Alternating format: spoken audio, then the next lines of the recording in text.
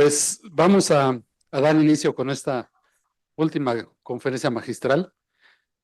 Eh, Tenemos el gusto de contar con la presencia de la doctora Alexandra de Castro de Cuandela.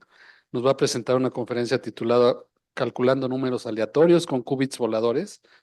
¿Sí? Y pues voy a presentarla. Alexandra es doctora en física por la Universidad Simón Bolívar en Caracas, Venezuela. Cuenta con 2 postdoctorados. El primero lo realizó en el Instituto Venezolano de Investigaciones Científicas y el segundo en la Universidad de Hannover, Alemania, apoyada por el DAAD alemán. Fue profesora de dedicación exclusiva en la Universidad Simón Bolívar de Caracas, Venezuela, e investigadora asociada de la Universidad de Sydney, Australia. Siempre apasionada por escribir y compartir las maravillas de la ciencia con diferentes audiencias, se especializó en comunicación y divulgación de la ciencia y la tecnología en la Universidad de Oviedo, en España. Desde hace 10 años es comunicadora de la ciencia de tiempo completo, con foco en computación cuántica desde el 2022, y actualmente trabaja como Engagement Manager para Quandela, una compañía francesa que desarrolla hardware y software en computación cuántica. Pues muchísimas gracias, Alejandra, por estar aquí con nosotros. Sabemos además que me parece que estás en París, Francia, disfrutando de los Olímpicos. Sí, Muchísimas muchísimas gracias por la invitación. Muy bien, pues adelante, Alejandra. Entonces, ¿me escuchan muy bien? ¿Me escuchan? Sí, doctora, sin problema. Ok, perfecto. Bueno, antes que nada quiero agradecer la invitación. Realmente es un privilegio para mí estar aquí frente a la UNAM, una universidad tan importante en América Latina. Y bueno, muy emocionada de poder contarle estas cosas que son tan interesantes, ¿no? No estoy en Francia en este momento, yo vivo en Holanda y trabajo híbrido. A veces tengo que estar en Francia, a veces puedo trabajar desde mi casa, que está en Holanda. Bueno, entonces comencemos y bueno, como dijo mi presentador, muchas gracias. La charla se trata de cómo hacemos en Quandela para calcular números aleatorios usando qubits voladores. Y bueno, por supuesto que ustedes se preguntarán, lo primero que se preguntarán es qué son los qubits voladores y por supuesto que es lo primero que voy a comentarles. Entonces, ¿qué son los qubits voladores? Bueno, pues simplemente son qubits que son hechos de luz, ¿no? Hay muchas formas de hacer qubits, ¿verdad? Muchas veces se hacen con materia, digamos con átomos fríos o core atoms. Los iones también pueden hacer quantum dots, otro tipo de cosas. Y todas estas qubits hechos con átomos o con quantum dots están localizados o están atrapados. Incluso los átomos los atrapamos con láseres. Estos que se llaman pinzas ópticas, los puedes atrapar en un lugar, localizarlos y desde allí manipularlos para construir los qubits.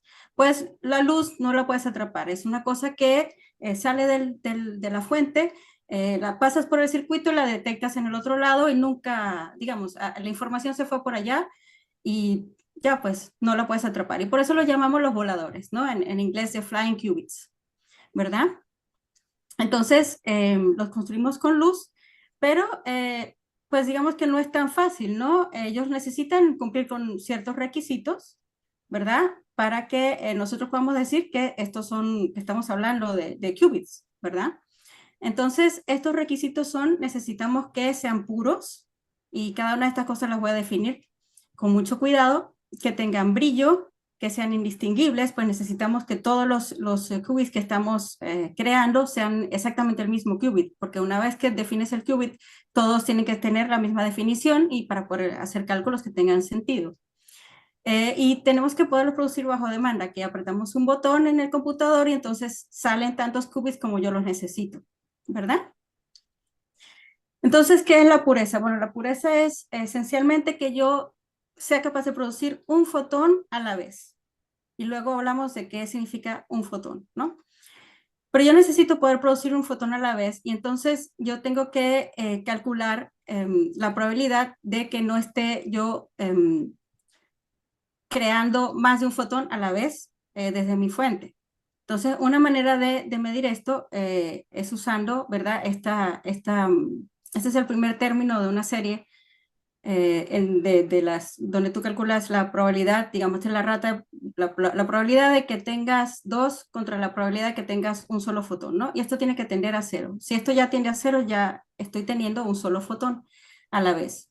Y la forma de medirlo en el laboratorio, pues es que tengo un espejito de estos simplemente que son semi-reflector que refleja 50% y transmite 50%. Y estos estos espejitos son unos instrumentos que se usan muchísimo en la óptica.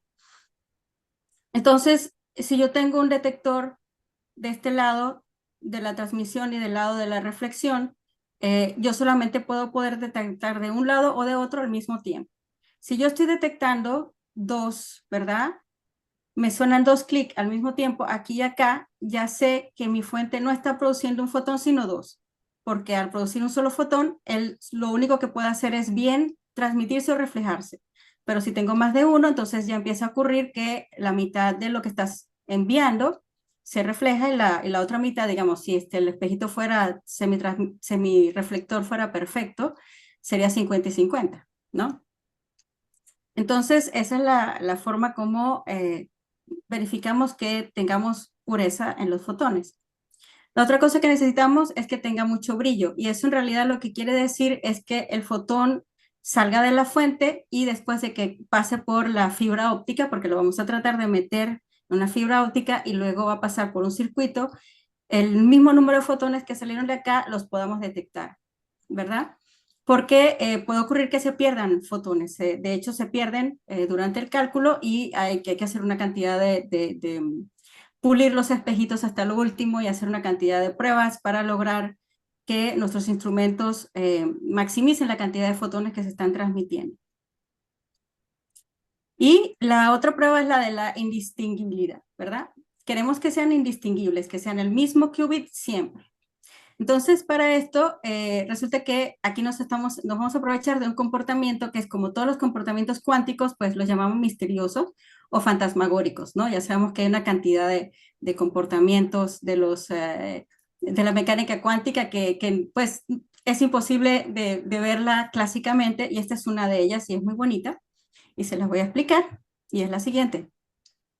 Si ustedes tienen 2 fotones diferentes, ¿verdad?, que llegan al mismo tiempo a un espejo de estos semirreflector, pues varias cosas van a ocurrir. Ambos, uno pasa, el otro se refleja, los dos se transmiten, los dos se reflejan, uno se transmite, el otro se refleja. Bueno, aquí tenemos las 4 combinaciones, ¿verdad?, de lo que puede ocurrir. Y, perdón. Y eso es lo que uno esperaría también, por supuesto, si son, bueno, ¿por qué no? Si son el mismo fotón, ahora debería pasar lo mismo. Pero resulta que no pasa lo mismo, no pasan las 4 posibilidades. Siempre, siempre, siempre, el 100% de las veces, cuando los 2 fotones se encuentran, se van a unir y van a salir juntos para el mismo lado. O bien uno se refleja y el otro se transmite y salen los dos para el mismo lado, o bien el otro que vino se refleja y el otro se transmite y salen los dos para el mismo lado. Entonces, este efecto es exclusivamente cuántico y solamente ocurre si los 2 fotones son exactamente el mismo. Entonces, de esta manera, uno puede verificar que uno tiene fotones idénticos. Y es realmente, a mí me parece una de las pruebas más bonitas y más interesantes, porque realmente es, como todo en mecánica cuántica, fantasmagórico. Nadie sabe por qué esto ocurre realmente. Entonces, esto se llama el efecto Hong-O-Mendel, que fue descubierto en 1987. Y aquí tienen el paper por si lo quieren ver. Bueno, entonces, ¿cómo obtenemos estos qubits voladores, estos qubits hechos de fotones? Pues, bueno, hay muchas maneras, ¿verdad? Una es justamente atrapando un átomo y haciendo que ese átomo, excitar el átomo y excitar uno de los electrones del átomo, y cuando el electrón de ese átomo decae de la excitación, entonces él emite un fotón, ¿verdad?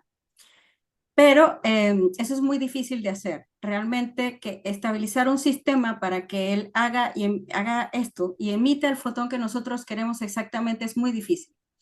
Entonces, la técnica que se usa es el Quantum Dot, que es una técnica muy, muy avanzada que se ha logrado perfeccionar a través de todos estos años, ya tiene unas décadas, que usa física del estado sólido, ¿no? Entonces lo que se hace es que usas una sustancia, ¿verdad?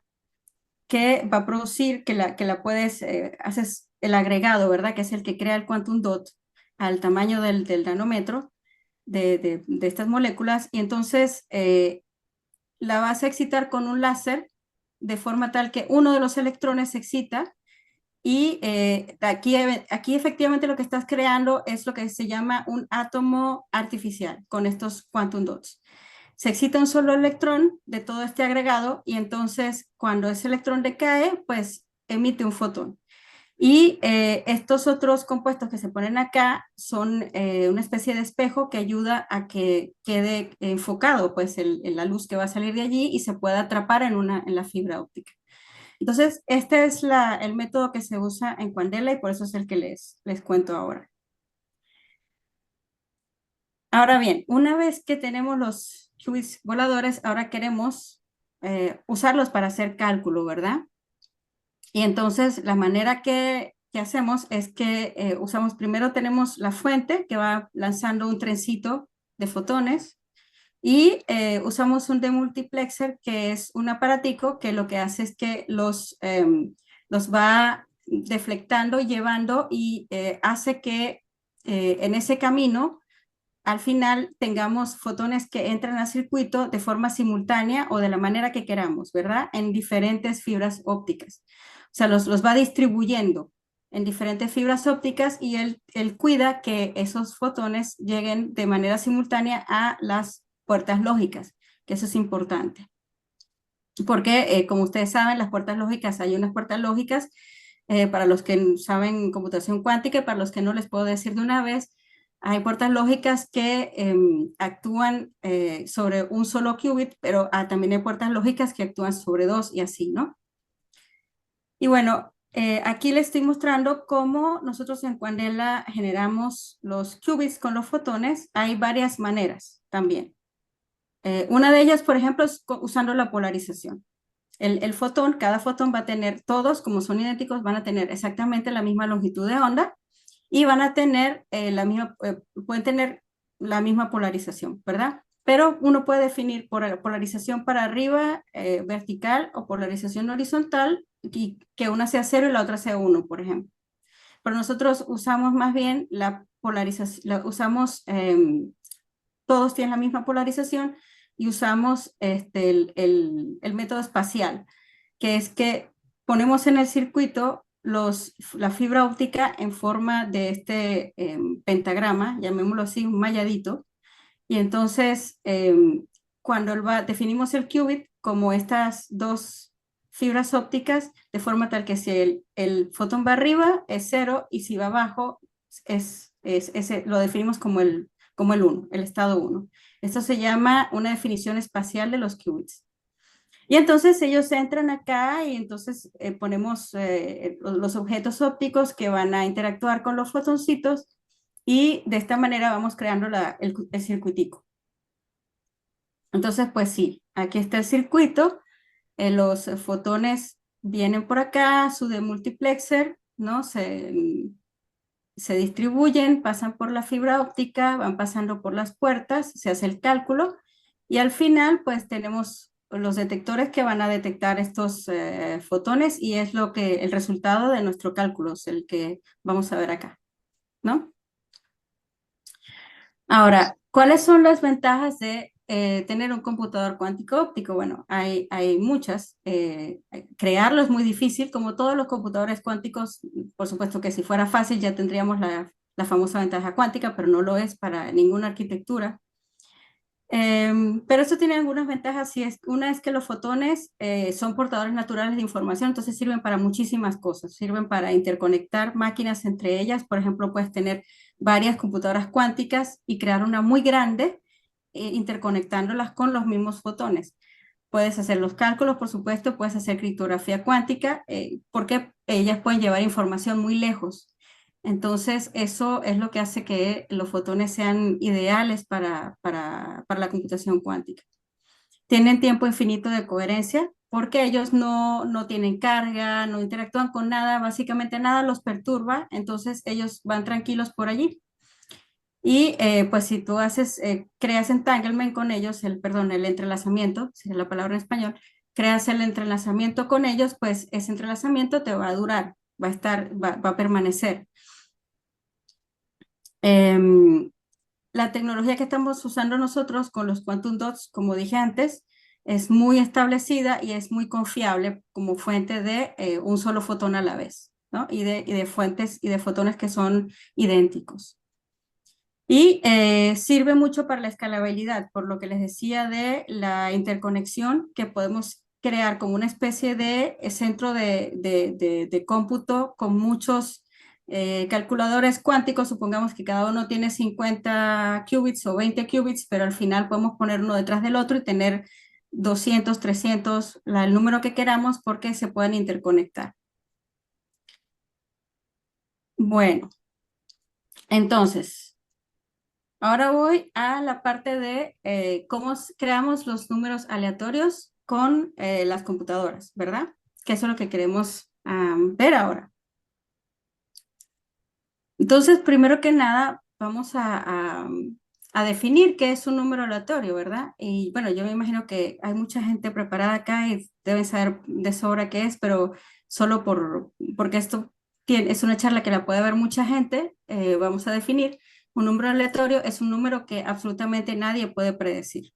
Y eso es muy difícil de generar con una computadora. Es sumamente difícil. Las personas que están acostumbradas a hacer cómputos saben la dificultad, lo difícil que es generar un verdadero número aleatorio. Entonces, por ejemplo, lanzar una moneda al aire o lanzar dados, esa persona, la persona que está generando la moneda al aire o la persona que está lanzando los dados, si todo es, digamos, perfecto y no hay trampa, esa persona es un generador de número aleatorio. Entonces queremos hacer esto mismo, pero con computadoras. Y hay diferentes tipos de números aleatorios que creamos con computadoras. Y uno de ellos los llamamos los pseudonúmeros aleatorios o pseudo RNG, Random Number Generators, ¿no? Que esos son los que se hacen con computadoras clásicas con un programita, que lo que haces es que realmente tratas de generar lo más limpiamente posible unos números pequeños que se llaman las semillas, tratas de hacerlo aleatoriamente y esas semillas las metes en el algoritmo o resuelves una ecuación y entonces cuando resuelves este problema o programa, entonces al final lo que haces es que construyes un número muy grande que es el que te va a servir como para algo, ¿no? Digamos, porque tú necesitas números aleatorios para muchas cosas, para criptografía, por ejemplo, para que la lotería sea confiable.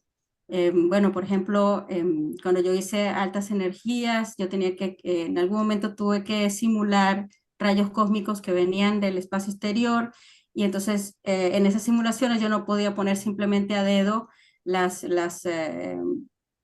energías con las que vienen las partículas de los rayos cósmicos porque ellas eso introduce un sesgo. Entonces yo tenía que hacer un programita que generara las energías de manera aleatoria. Entonces ese tipo de cosas son muy importantes en física y en ingeniería, bueno, en muchas áreas.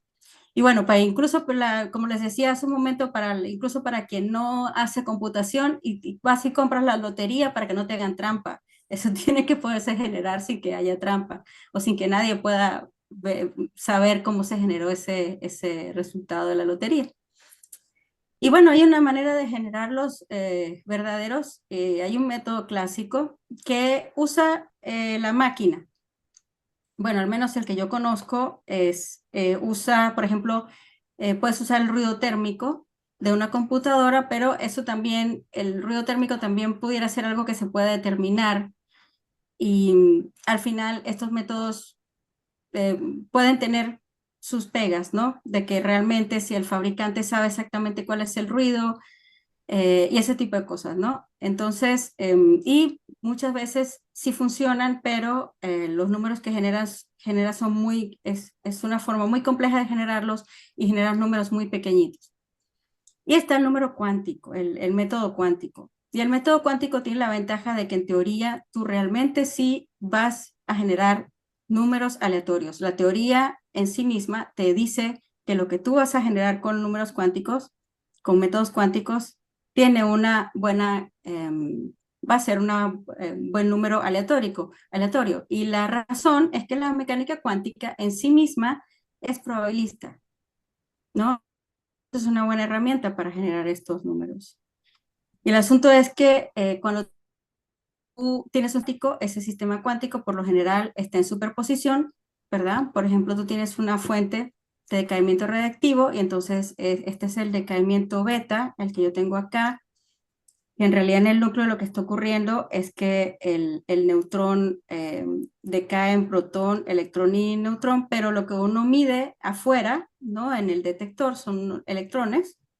Y entonces estos electrones pudieran venir con un spin, por ejemplo, para arriba o el spin para abajo, ¿no? Algún más un medio, menos un medio, tú no sabes, no vas a saber y mientras no lo has medido, él viene en superposición, ¿verdad?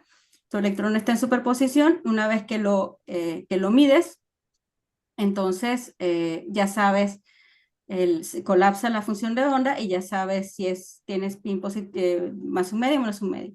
Y los coeficientes te dan la probabilidad, ¿no? De que te salga un estado, que te salga el otro. Entonces, en teoría, la mecánica cuántica es fabulosa para producir estos números aleatorios, porque antes de que midas, nadie sabe qué está ocurriendo. Y bueno, pero para hacer computadoras, pues no es muy práctico usar fuentes radiactivas y entonces nosotros como estamos usando óptica cuántica, pues nos las ingeniamos para ver cómo hacemos para crear estos números aleatorios. Y entonces la manera es que ponemos otra vez nuestro espejito aquí semirreflector, esa es una manera. Y entonces, cuando el fotón llega acá, pues él sale, tú no sabes qué pasa, hasta que no detectas aquí o acá, no sabes, él está en superposición, ¿verdad? Y entonces, una vez que uno de estos dos detectores hace clic, tú sabes si tienes 0, tienes 1, y con eso puedes ir generando tus números aleatorios, ¿verdad? Pero resulta que estos son sistemas que son muy sucios, esto no es un mundo perfecto, ¿verdad? Esto es el mundo el mundo material, que no es el teórico, pues seguramente el espejo por acá sale en cosas del 40%, del 60%, o la fuente, los electrones, los fotones no son perfectos, y bueno, tiene su suciedad un poco, ¿no? Entonces tú quisieras, eso es lo que se llaman los números aleatorios que son dependientes de la máquina, en el caso de la mecánica cuántica. Y tú quieres números aleatorios que sean independientes de la máquina. Entonces, una manera de arreglar ese problema es usando entrelazamiento, ¿verdad? Y con eso certificamos que los números que nos están saliendo son independientes de la máquina. Entonces, ¿cómo sería eso? Bueno, para eso vamos a recordar un poco qué es el entrelazamiento, ¿no? Que son los qubits entrelazados. Entonces, primero que nada vemos que si tenemos dos qubits, están en su superposición, ¿verdad? Con el estado 0 y el estado 1. Tú puedes escribir el estado cuántico de ambos qubits como el producto de ellos dos, ¿verdad? Producto tensorial. Pero el estado entrelazado es el estado que tú no puedes escribir como el producto de los dos estados de las partículas, pero que sí engloba ambas partículas. Es un estado cuántico que contiene las dos partículas. Las dos partículas están en el mismo estado cuántico, pero ese estado cuántico no es separable, no lo puedes escribir, tú no puedes tener tal cosa como el estado cuántico de una partícula y el estado cuántico de la otra partícula a partir de un estado entrelazado. Entonces, un ejemplo es este, ¿no? Acá tienes la partícula 1 y la 2 y tienes la 1 y la 2. O este de acá, aquí tienes la 1 y la 2, la 1 y la 2 con spin, ¿no? Entonces, ¿qué pasa? Por ejemplo, con el estado entrelazado. Que tienes tus partículas que salen del detector correlacionadas, ¿verdad? Entrelazadas. Y una va a un detector y la otra va al otro detector. Y entonces, cuando una de ellas es detectada, colapsa la función de onda y supongamos que esta que está acá, la primera, me sonó algo. ¿Todo bien? Sí, todo bien. Ah, ok, perfecto. Ok, entonces colapsa la función de onda y entonces digamos que colapsa para este estado, lo que significa que la partícula 2, supongamos que la medimos, tiene spin para abajo, entonces ya yo sé inmediatamente que la partícula 1 pues tiene spin para arriba. No hay más nada que decir acá. Entonces, eso es lo que es el entrelazamiento. El entrelazamiento tiene algo muy importante y fundamental, que es la no localidad. ¿Por qué queremos que haya no localidad? Porque cuando las partículas están muy cerca una de otra, ellas se pudieran estar comunicando y una de ellas le pudiera estar pasando información a la otra, ¿verdad? Y eso no es el entrelazamiento. En el entrelazamiento realmente no hay comunicación. Y esa fue la pregunta que hizo Einstein, que fue la que catapultó toda esta serie de respuestas y experimentos que llegaron al entrelazamiento. Y estos estados cuánticos en teoría existen, y si estas partículas están muy separadas a una distancia tan larga que sea imposible la comunicación entre ellas, pero ¿cómo es que yo instantáneamente sé que una de ellas esté en un estado al medir la otra, ¿no? Entonces, esa pregunta ¿es instantánea? ¿Es instantáneo lo que sabemos acá? ¿Hay comunicación? ¿No hay comunicación? Más allá de la velocidad de la luz, ¿cómo es la cosa? Pues no hay nada de eso, simplemente que la mecánica cuántica es no local. Y eso fue lo que descubrió, bueno, no, digamos, experimentalmente lo descubrió Alan Aspect en 1981 en su famoso experimento, ¿verdad? Donde demostró la no localidad. Demostró que existía el entanglement, de hecho, ¿no? Que existía el entrelazamiento, y puso los detectores tan lejos que era imposible que ellos se estuvieran comunicando de ninguna manera. Entonces, y por esto le dieron el premio Nobel en el 2022, pero se lo debían desde hace mucho tiempo realmente, si lo pensamos, ¿verdad? Entonces, ¿cómo creamos pues, los números aleatorios creados con computación, con entrelazamiento? Pues son independientes del sistema porque simplemente yo tengo mis fuentes de fotones, no los tengo que pasar por ningún espejo ni nada. Aquí esta fuente ellos salen correlacionados y entonces Bob mide 1 y automáticamente yo sé qué pasó con Alice, ¿verdad? Entonces, este resultado es un poco más limpio, me da mejor información que el del espejito. Ahora, una cosa que les quiero contar es cómo creamos nosotros entrelazamiento con nuestros fotones. Porque hay muchas maneras de crear entrelazamiento. Y, por ejemplo, antes yo estaba trabajando con átomos neutros y en los átomos neutros ellos tenían que interactuar a través de fuerzas de Van der Waals para crearse el entrelazamiento. Aquí, por ejemplo, usamos puertas lógicas. Esto es como la manera más tradicional de crear el entrelazamiento, sobre todo cuando tenemos fotones. Entonces, la manera es que tenemos primero una puerta lógica que se llama la puerta de Hadamard. Ahorita les muestro lo que hace esta puerta. Y después de esta puerta actúa sobre un solo qubit. Y luego tenemos la puerta que se llama el CNOT, Control Not, que actúa sobre dos qubits, ¿no? Y esta combinación me va a generar este estado entrelazado. Entonces veamos uno por uno. La puerta de Hadamard me produce superposición de estados. ¿Cómo lo hago? Pues de nuevo con el espejito. El espejito me produce la superposición de estados y este operador yo lo puedo escribir de esta manera, lo puedo representar así, ¿ok?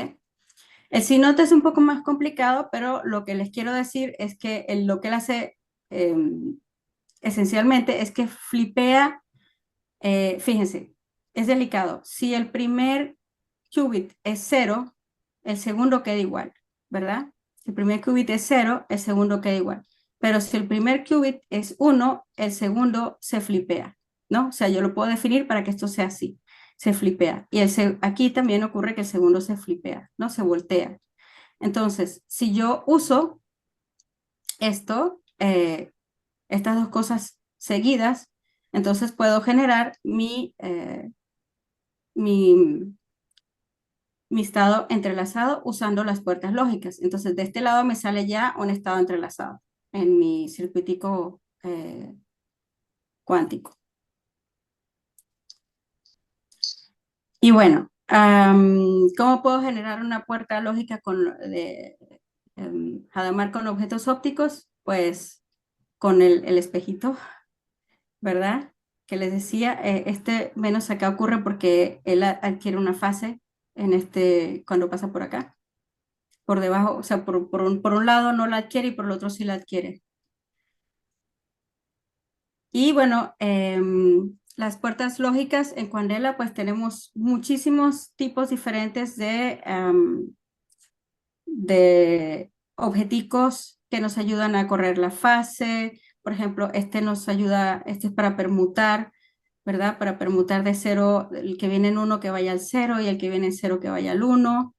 El que les decía ahorita que se usa para el Hadamard y así, ¿no? Con eso vamos construyendo el circuito. Y bueno, si quieren lo pueden, no sé si me puedo salir de acá para que lo vean acá y después volver, ¿verdad? Sí se puede, ¿no? Sí, sí No se pasa puede. nada, no pasa nada, ¿verdad? Vemos que no. Sí, ok. Fíjense, aquí este es la documentación, ¿no? Del Percival, que es la plataforma de programación de cómputo con computadoras ópticas. Tenemos todos Perdón. los componentes. ¿Los ven? Nada más estamos viendo su presentación. Yo creo que nos compartió solamente la presentación y no la pantalla completa. Ah, bueno, entonces entonces no importa. Ustedes simplemente pueden entrar acá. Si quieren lo podemos, lo pueden, yo les comparto la presentación y pueden usar yo creo que Víctor tiene la presentación porque yo se la envié por correo, para que la puedan compartir con la gente y con los que están atendiendo, y ellos puedan entrar a ver la documentación y ver todos los componentes que tenemos para crear puertas. Claro que sí, Bueno, doctora. bueno, entonces, como les decía, nosotros para poder generar las puertas lógicas, perdón, para poder generar el entrenamiento, necesitamos tener no localidad para asegurarnos de que Alice y Bob no se están chismeando entre ellos resultados o qué debería ocurrir, ¿no? Pero esto, como les dije, con el experimento de Aspect, él lo puso lejísimos, ¿no? Fue un experimento colosal y nosotros no podemos hacer eso con una computadora, ¿verdad? Nuestra computadora es un chip así chiquitico. Es un chip muy pequeñito que cabe en la palma de una mano, más chiquito, ¿verdad? Entonces, ¿cómo hacemos para poder certificar que Alice y Bob no se están comunicando? Bueno, en realidad aquí lo único que podemos hacer es calcular, ¿no? Esa posible comunicación. Calcular cómo sería esa comunicación entre ellos y restarla, digamos, y poner una cota de certificación. Digamos que la restamos, perdón, es como cuando filtramos, ¿verdad? Se calcula el ruido. En muchos experimentos, uno que tiene mucho ruido, una cosa que uno hace con software es que uno calcula el ruido y lo resta para poder ver la señal. Bueno, aquí eso es más o menos lo que se está haciendo.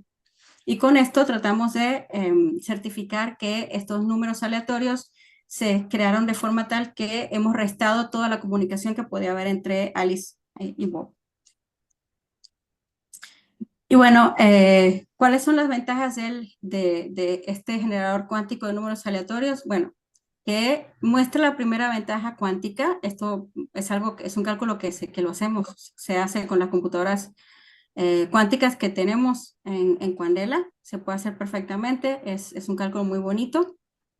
Es útil porque, como les decía, bueno, hay muchas aplicaciones para usar los números aleatorios, muchísimas. Entonces, es algo que ya está allí en la utilidad cuántica. Digamos que el computador cuántico per se todavía no reemplaza o no ayuda en todas las funciones a las computadoras clásicas, pero por lo menos en este tipo de cálculos sí se puede decir que hay algo que se está haciendo digamos que es útil y que ofrece una mejora con respecto a las computadoras clásicas.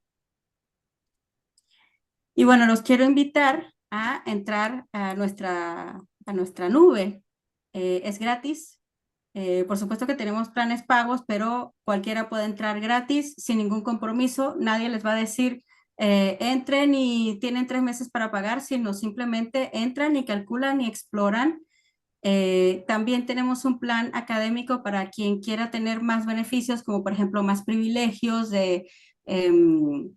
por ejemplo, para el explorador que es el gratis, el nivel de accesibilidad es bajo, digamos, de prioridad para uso de las computadoras es un poco bajo, y luego para los que pagan es un poco más alto el nivel de prioridad, pero nada, yo siempre veo a la gente, los exploradores calculando y les va muy bien.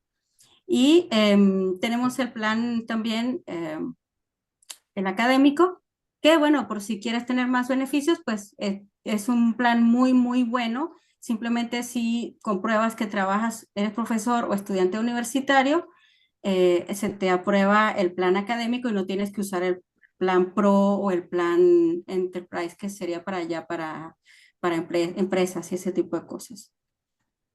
Entonces, aquí tienen bueno, yo sé que no pueden ver mi pantalla cuando yo salgo para la web, pero lo que yo sí puedo hacer es poner en el chat, ¿verdad? A ver si lo pueden ver todos. Déjame ver, everyone. En la dirección de la nube, para que para que la exploren. De verdad, entran gratis y pueden ir viendo, y para aprender a programarla, pues ahí están todas las herramientas, pero es importante que entren en nuestra plataforma que es open source. Nosotros tenemos nuestro GitHub, es totalmente open source, y con ella se programa los simuladores y los QPU que tenemos allí. Y bueno, aquí también puedo hacer esto que les digo que es copiar y pegar en el chat la dirección de esto para que la tengan. Tiene una muy buena, en mi opinión tiene buena documentación. Hay gente que se queja, pero a mi opinión tiene muy buena documentación realmente. Y bueno, muchas gracias y bueno, espero que les haya gustado. Y bueno, las preguntas.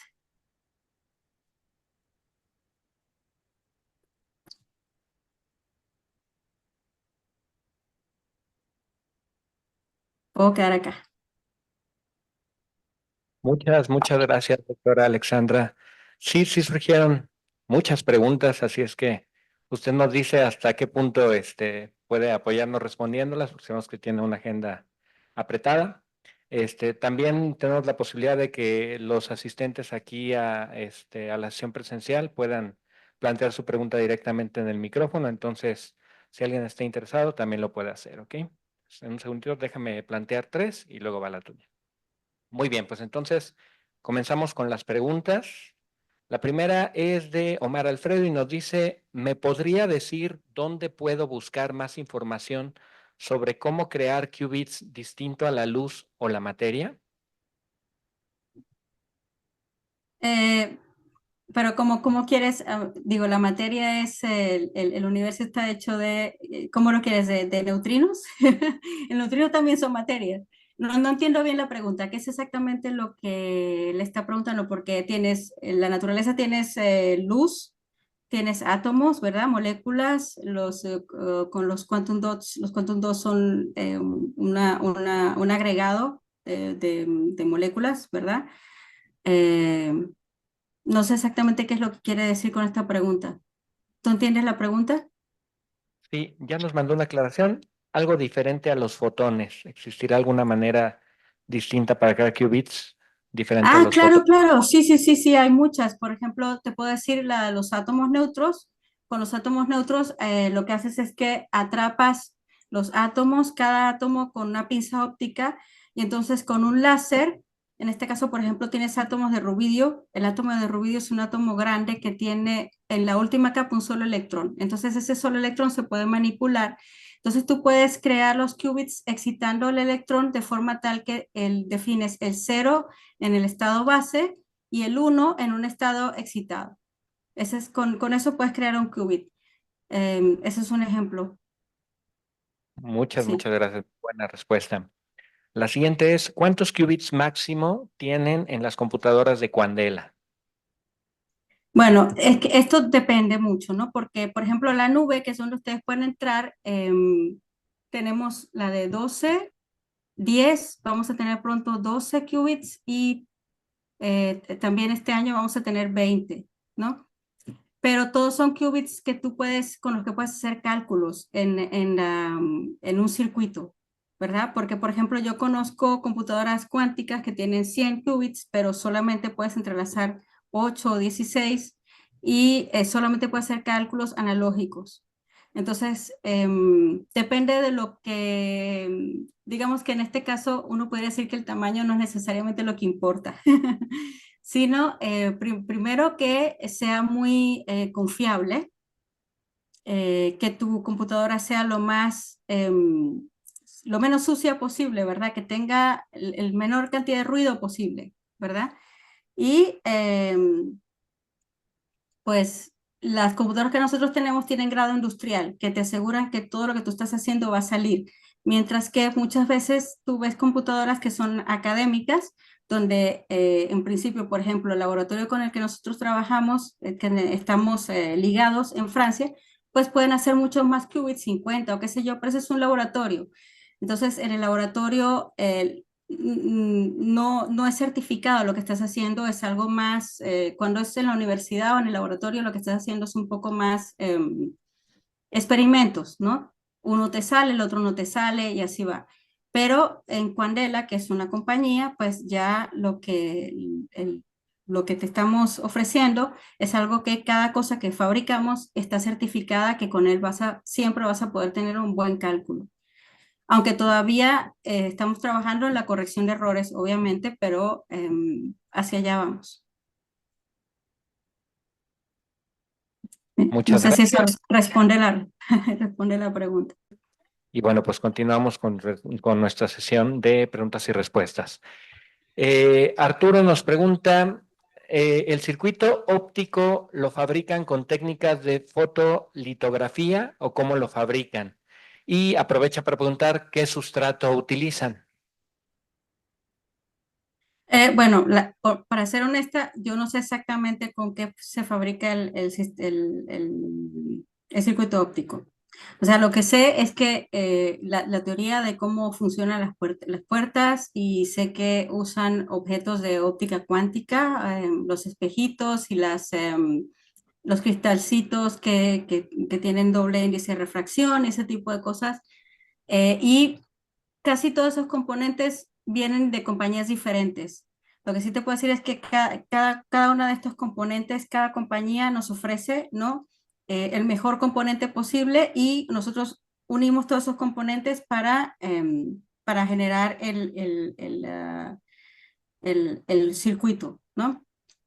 Y básicamente lo que uno tiene allí son semiconductores digamos, tenemos semiconductores para la fuente y tenemos la fibra óptica para el paso de los fotones, los componentes, ¿no? Que algunos son fabricados en el laboratorio y otros son comprados, y los detectores, pues. Pero no sé exactamente de qué está hecho, no lo sé. Eso ya sería algo que tendría que preguntarle a la gente de ingeniería exactamente de qué los hacen, el sustrato y eso, Disculpa que esa parte no la sé, hay que preguntarle a los ingenieros. Muy bien, doctora, no hay ningún problema. Tenemos entonces una pregunta de aquí de nuestros asistentes presenciales. Adelante, por favor. Tengo entendido que de manera clásica realmente no existen los números aleatorios, son pseudo-aleatorios. Pero a lo largo de la presentación no terminé de entender si realmente es de manera cuántica al crear números aleatorios, siguen siendo pseudo-aleatorios o ya se logró por fin que realmente fueran aleatorios. Digamos que el asunto es que para que sean completamente aleatorios, tú necesitas que todo tu circuito sea absolutamente perfecto.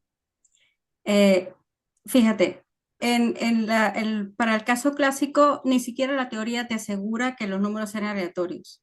Todas esas teorías usan trampa, pues.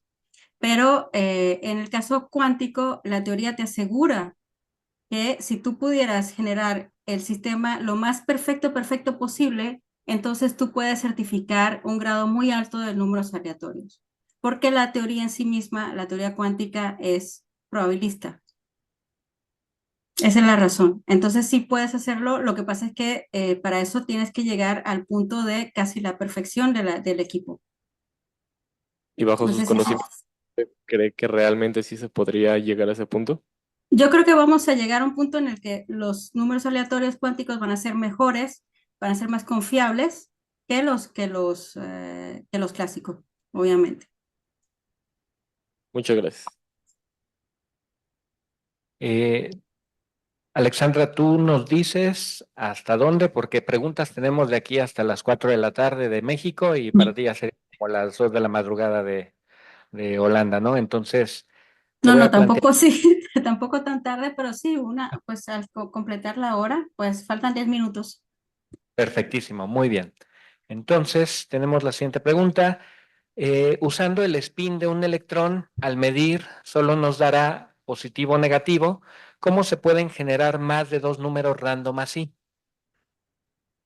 Porque la manera de generarlos es que los defines de manera binaria, ¿verdad? 0, 1, 0, 1, 0, 1, 1, 1, 1, 1, 0, 1. No sé si me explico. Tienes un número muy grande binario donde esos 0, 1, 0, 1 van a aparecer de manera aleatoria y con eso estás generando tu número aleatorio. Eso es básicamente lo que hace. Es un número binario que fue generado de forma aleatoria, sin que nadie supiera qué número va a ser. Ok, Pues ese es el espíritu. entiendo muy bien. Siguiente. ¿Cómo son los errores en cálculos con el cómputo cuántico óptico versus los qubits no ópticos como los de IBM, por ejemplo? Ah, bueno, la verdad es que yo no conozco mucho la arquitectura de IBM. Ellos usan superconductores, ¿verdad? El Efectivamente. asunto es que para ellos sí hay decoherencia. Una cosa importante que nosotros tenemos es que no hay decoherencia, ¿no? Y entonces eso hace que podamos encontrar soluciones con soluciones para hacer corrección de errores con menos qubits. Necesitamos menos qubits. Para el caso de los superconductores, yo tengo entendido que necesitas introducir muchos qubits para poder corregir los errores que producen ese tipo de computadoras, de los superconductores. Muy bien. Alguien de aquí vamos a brindarle la palabra a uno de nuestros asistentes presenciales. Adelante, por favor. Hola, quería preguntar, ¿cuál es el número de compuertas que soportan este tipo de procesadores? Y también si nos podría comentar sobre las principales dificultades que tienen estas implementaciones en términos de escalabilidad, como que qué hace falta para que podamos tener muchos más qubits de este tipo. Sí, la verdad es que los problemas que se enfrentan es simplemente que los objetos que se usan para las puertas lógicas se perfeccionen. necesitamos, hay una cosa que es muy importante que ocurre, es que si bien para el caso de los fotones no hay decoherencia, lo que sí hay es pérdida de fotones. Ese es uno de los problemas más importantes que enfrentamos en la computación con objetos ópticos. Entonces, eso se ha ido perfeccionando y se ha ido perfeccionando. Se empezó con 15%, luego llegó al 50% y luego ya nos vamos acercando al 100%, pero ese acercamiento con 100% ha sido muy, muy, muy difícil. Entonces, mientras más fotones generas, más, digamos, menos control tienes sobre esa pérdida de fotones. Y es eso, simplemente, cuando tú perturbas un fotón, no le estás, no le estás rompiendo el entrelazamiento, sino simplemente lo estás perdiendo, pierdes el fotón, se perdió. Y entonces, del otro lado, tu resultado no es confiable. Entonces, llegar al punto de tener confiabilidad porque tenemos la menor cantidad de fotones que se pierden en el camino, ese es como el reto más grande de esta arquitectura. No sé Tenemos, si esa era la pregunta, ¿no? y nos comentan qué pasa con el número de compuertas, la primera parte de la pregunta. Ah, sí, bueno, eso depende del circuito que quieras hacer, o sea, se pueden poner muchísimas, claro, como te digo, tampoco puedes poner 50 o una cantidad gigantesca de compuertas porque tú no quieres perder los fotones y mientras más grande lo hagas, pues tienes más probabilidad, más chance de que se pierdan. Entonces ellos están tailor, digamos así, como muy, muy ingenierizados para que tenga exactamente el número de compuertas para hacer ciertos tipos de cálculos y ya con eso tienes un chip, ¿no? Por ahora.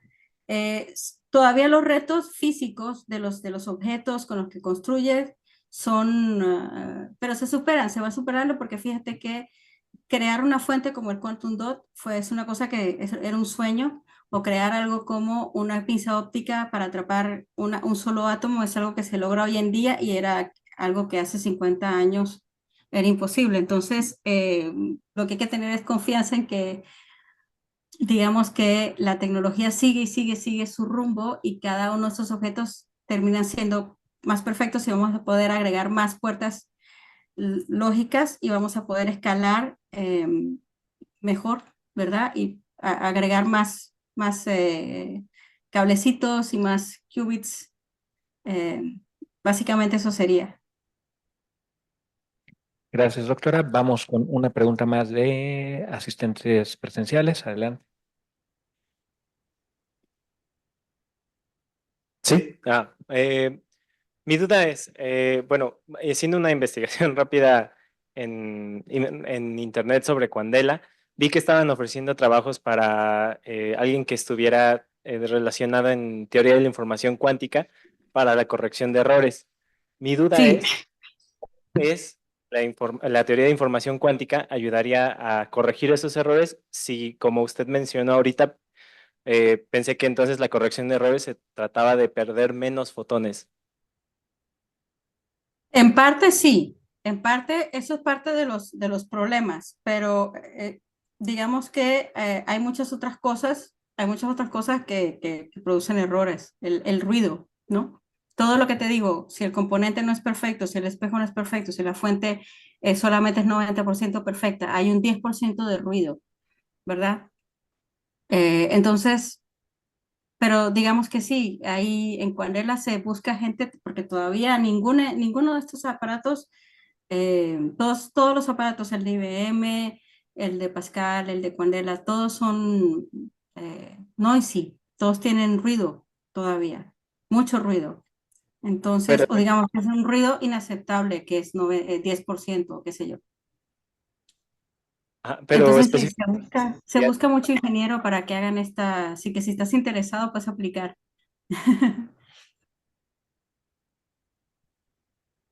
¿Sí? Ok, nuestra última pregunta, porque ya el tiempo nos fue. ¿Qué tipo de compuertas cuánticas se pueden hacer con fotones que no se puedan hacer en otros sistemas cuánticos? No entendí la pregunta. ¿Cómo? Yo también estoy empezando a entenderla. ¿Qué tipo de compuertas cuánticas se pueden hacer con fotones que no se puedan hacer en otros sistemas cuánticos? Am, bueno, por ejemplo, te digo, los átomos neutros todavía no tienen puertas. Para ellos es muy difícil crear puertas. Em, yo diría que casi ninguna. Ellos están tratando de crear un CNOT, nosotros tenemos casi todas, Hadamard y la NOT y el Phase Shift, tenemos una cantidad de puertas. Casi, yo diría que tenemos ahorita no me acuerdo el nombre, pero se llama Trilof, que es con 3 qubits, esa es muy difícil de generar. Pero, por ejemplo, no te pudiera decir la arquitectura de IBM porque no me he metido de lleno en qué es lo que hace IBM. Entonces, eso no te lo pudiera decir. Pero, por ejemplo, sí te puedo decir que los átomos neutros, para ellos es muy cuesta arriba generar puertas. Casi no pueden hacer ninguna. Muchísimas gracias, doctora. Pues estamos realmente muy complacidos con su participación, a pesar de todo lo que sucedió y de los imponderables. Pero a pesar, pues creo que tanto nuestro público presencial como las personas en formato virtual están muy contentos por haber recibido esta plática tan interesante. Le cedo la palabra al doctor Boris Escalante para que brinde la despedida de esta sesión. Muchas Gracias. gracias. Alexandra, muchísimas gracias. Perdón que no me presenté antes. Soy Boris Escalante, coordinador del CECAP. Muchas gracias por la plática muy interesante y por el tiempo que nos has dedicado y por supuesto que esto nos sirve para abrir perspectivas, abrir ideas y despertar el interés para estudiar cómputo cuántico en todos nuestros asistentes. Muchísimas gracias. Muchísimas gracias a ustedes por la invitación. Ha sido un honor estar aquí. Gracias. Y gracias a los asistentes.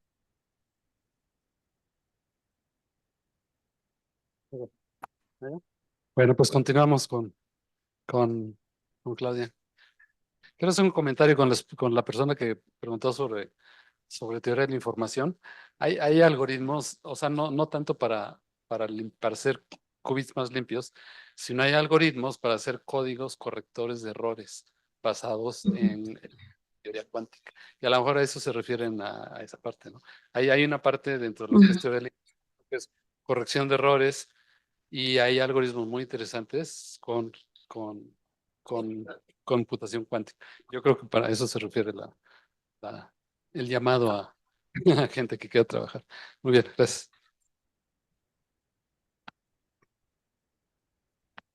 Sí, correcto, sí. Hay muchísimo software que se está desarrollando para hacer la corrección de errores.